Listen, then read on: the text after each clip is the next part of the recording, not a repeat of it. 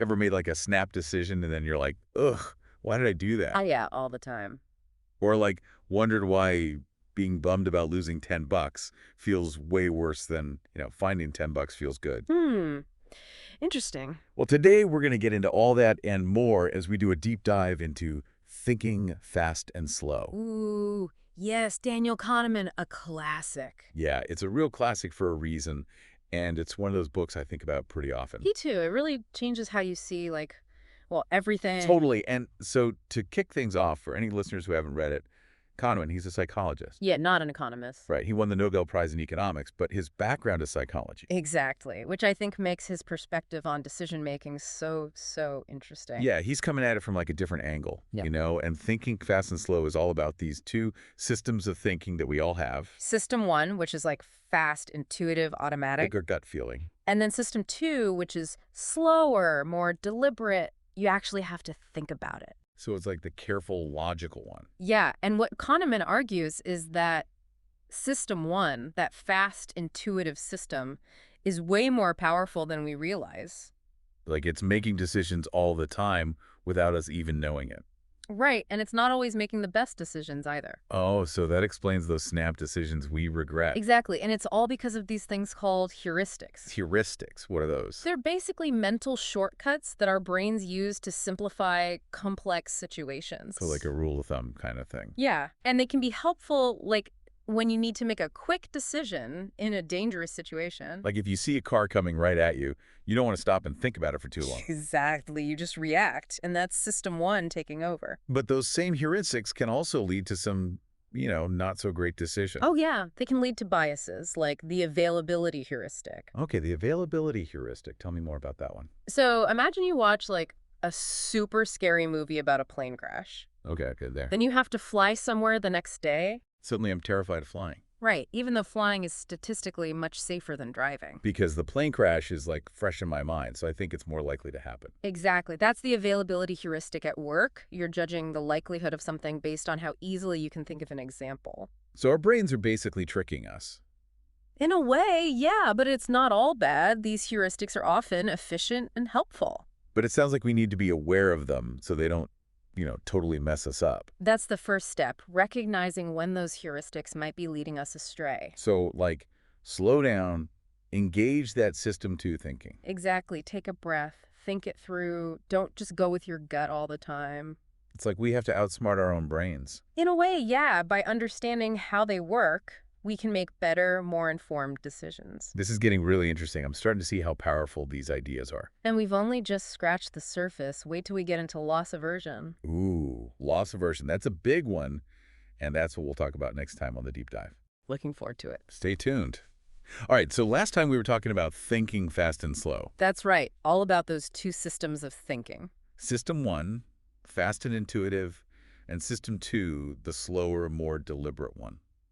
And how those mental shortcuts, those heuristics, can sometimes trip us up. Yeah, like the availability heuristic, where we judge things based on how easily we can think of an example. Exactly. And today we're diving into another one of Kahneman's big ideas, loss aversion. Okay, loss aversion. I feel like I've heard of this one. It's like we hate losing more than we love winning, right? Yeah, that's the basic idea, but it goes even deeper than that. Oh, really? So Kahneman found that losses actually loom larger in our minds than gains. Loom larger. What does that mean? It means the pain of a loss is felt more intensely than the pleasure of an equivalent gain. So like losing $10 feels way worse than finding $10 feels good. Exactly. And that's why it's called loss aversion. We're basically averse to losses. We try to avoid them at all costs. That makes sense. I definitely feel that. And this has a huge impact on our decisions. Like, think about investing. Okay, investing. Lots of potential for gains and losses there. Right. So you might have an opportunity to invest in something with a really high potential return. But there's also the risk of using money. And that risk, that potential loss, can feel so big that it prevents you from taking the risk, even if the potential gain is huge. So loss aversion is making us play it safe. In a way, yeah, it can make us more risk-averse than we might rationally want to be. And it's not just about money, right? This applies to other areas of life too. Absolutely. Think about relationships. You might stay in a relationship that isn't really working. Because you're afraid of the pain of a breakup. Exactly. The loss of that relationship looms larger than the potential gain of finding a better one. Wow, I never thought about it like that. Or even simpler things like going to a concert you bought tickets for, but now you're sick. I've totally been there. And you force yourself to go even though you feel awful. Because I don't want to waste the money. Right, the loss of that money, even if it's just the price of a ticket, feels bigger than the gain of staying home and taking care of yourself. So loss aversion is basically driving a lot of our decisions without us even realizing it. It's a powerful force, but luckily there are ways to work with it. Oh, good, because this is starting to sound a little bit depressing. Well, one of the most effective tools is framing. Framing, like putting a positive spin on things. It's a little more than just positive thinking. It's about understanding how the way choices are presented affects our decisions. So it's like the wording matters. Exactly. Kahneman talks about this in the book with the Asian disease problem. Have you heard of that one? Rings a bell, but remind me. So imagine there's an outbreak of a deadly disease, and 600 people are expected to die. Okay, scary stuff. And you have two options for a program to combat it. Program A guarantees that 200 people will be saved. So 400 people will still die. Right. Then Program B has a 33% chance of saving all 600 people and a 67% chance of saving no one.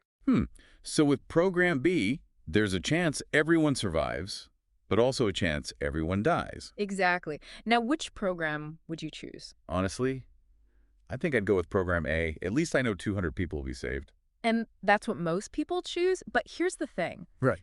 Both programs have the same statistical outcome. They both have an expected value of 200 lives saved. Wait, really? Yeah, it's just that Program A frames the choice in terms of gains, lives saved, while Program B frames it in terms of potential losses, lives lost. So the way it's worded changes how we perceive the risk. Exactly, and because we're so loss-averse, we're drawn to the option that feels like a sure game, even if it's statistically the same as the other option. That's mind-blowing. So just changing a few words can completely change our decision. It's powerful stuff, and this power of framing is used all the time, not always for bad, though. Oh, good, because this is starting to feel a little manipulative. Well, think about retirement savings plans. Okay, I'm listening. Making enrollment automatic, so you have to opt out instead of opt in, significantly increases participation rates. Because people are lazy and just stick with the default.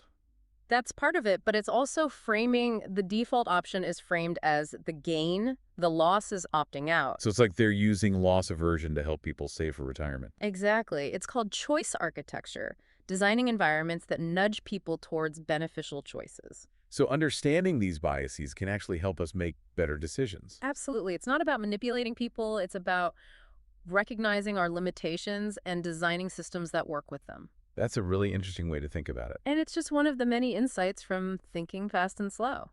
This book is really making me question everything I thought I knew about decision making. It's a real eye-opener, but we're not done yet. Next time we'll talk about the role of memory. Okay, memory. I have a feeling that's where things get really tricky. Oh, you have no idea. Stay tuned for part 3 of our deep dive. All right, so we've talked about System 1 and System 2 thinking. The fast, intuitive one and the slow, deliberate one. Right, and we've talked about heuristics and biases like the availability heuristic and loss aversion. All those mental shortcuts that can lead to some interesting decisions. Yeah, and now we're getting into memory. This should be good. Memory is a fascinating thing, and it plays a huge role in how we make decisions. So is it true that our memories aren't even that accurate? It's not so much that they're inaccurate, it's more that they're selective. Selective, what do you mean? Well, our brains don't record every single detail of our experiences. Okay, that makes sense. We'd probably go crazy if we remembered everything. Exactly. So our memories focus on certain aspects, certain highlights and low points. And those are the things that stick with us, the things that shape our perception of the past. Exactly. And that's where Kahneman's distinction between the experiencing self and the remembering self comes in. Right. The experiencing self is living in the moment, feeling all the feels. And the remembering self is the one that tells the story, the one that shapes the narrative of our lives. So how does this affect our decision-making? Well, imagine you're planning a vacation, and you have two options. Okay, I'm listening. Lay it on me. Option 1 is a week-long cruise with a few amazing highlights, but also some, more mundane days in between. Sounds relaxing. Option 2 is a jam-packed weekend getaway with non-stop excitement. Ooh, that sounds fun too. Which one are you more likely to choose? Tough choice. But I think I'd probably go for the weekend getaway, even if it's shorter. And why is that? I guess because those intense, exciting moments would really stick with me. It would be a more memorable trip. Exactly, and that's the remembering self at work. prioritizing those peak moments and the ending of the experience. So even though I might actually enjoy the longer cruise more overall, my memory of it would be less vivid. It's possible, yeah. The remembering self often favors those shorter, more intense experiences. It's like we're optimizing for memories instead of optimizing for actual enjoyment. That's a really interesting way to put it, and this bias can affect all sorts of decisions, not just vacations. Think about career choices. You might be drawn to a job that has the potential for big wins and recognition. Even if it means sacrificing work-life balance or overall satisfaction. Right, because those big wins would create a more memorable narrative for your career. It's like we're all chasing those Instagram-worthy moments. And ignoring the more mundane but potentially more fulfilling aspects of our experiences. This is making me rethink a lot of things. I feel like I need to pay more attention to the present moment. That's one of the key takeaways from thinking fast and slow, being more mindful of our experiences as they're happening. So not just focusing on creating memories, but actually savoring the good times as they're happening. Exactly. And that can lead to a more balanced and fulfilling life. This whole conversation has been so eye-opening. I feel like I've learned so much about how my mind works. Me too. It's amazing how much Kahneman's research has revealed about human decision making. And I think the biggest takeaway for me is that awareness is key. Absolutely. By understanding these biases and how they affect us, we can start to make more conscious and deliberate choices. And hopefully avoid those snap decisions we end up regretting. It's all about slowing down, engaging that system two thinking, and really considering our options. And for anyone listening who wants to learn more about all of this, definitely check out Thinking Fast and Slow. It's a brilliant book that will challenge your assumptions and change the way you see the world. It's a real must-read, and that's it for this deep dive into Thinking Fast and Slow. Thanks for having me. It's been a pleasure. Thanks for listening, everyone. We'll see you next time.